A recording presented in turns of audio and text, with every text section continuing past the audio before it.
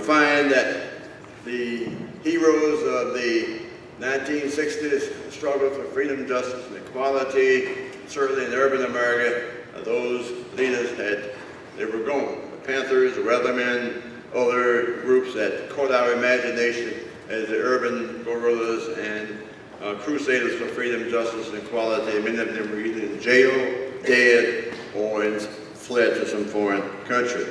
Suddenly, the songs of the civil rights movement were replaced by a new genre.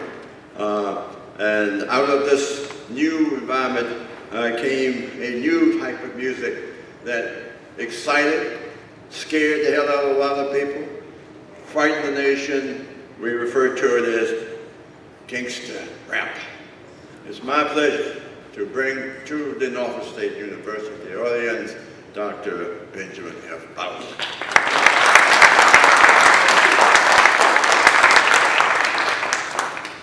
What I found is that there is a huge difference, people, between hip-hop and gangsta rap. In fact, not only is there a difference between the two are diametrically opposed to each other, living in the same space. And they're living in the same space largely because people don't know that there is a difference between the two.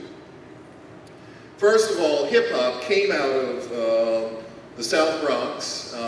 Many of you already know this, but for those of you who don't, I'm going to review this point. And the South Bronx in the 70s was something quite unlike what you might know of here in Virginia or North Carolina. It was ethnically mixed, and people from the United States and immigrants from all over the world. And in the South Bronx at this time, there were street gangs, but they were not street gangs as we ordinarily know of street gangs. These were street gangs that were primarily there to defend regular, ordinary people in their neighborhoods. And what were they defending them against? They were defending them against drug addicts, heroin addicts, crack addicts. I'm glad to see that many of you in here aren't old enough to know that period, but there was a period in the 80s and 90s where in many of our urban centers you could not go home without being accosted by somebody wanting money from you and so forth. So these gangs were there to protect their mothers, their fathers, and their communities and so on. But eventually, once you get gangs going, then they started fighting each other and at some point began to need a peace movement. This was the first peace movement between street gangs, and we believe that why this was so different is because these gangs were not initially designed to be the traditional street gangs. They were there for positive purposes. So they started a peace movement among themselves and they called it hip-hop. The earliest critics of gangster rap were the founders of the hip-hop movement. So when you identify yourself as hip-hop, you are also identifying yourself with the earliest critiques of gangster rap. What we find out is that the dominant audience, the predominant audience for gangster rap are white males between 13 and 19 years old.